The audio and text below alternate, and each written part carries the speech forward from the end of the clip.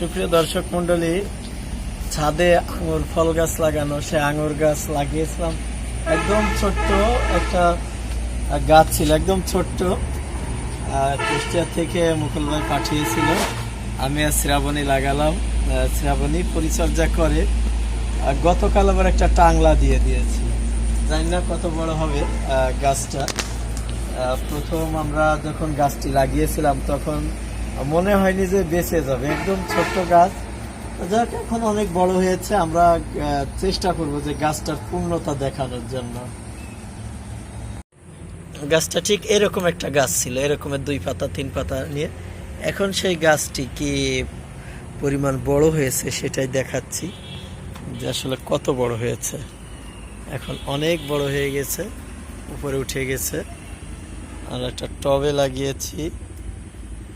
আমি খুব খুশি যে গাছটি এত সুন্দর হয়েছে।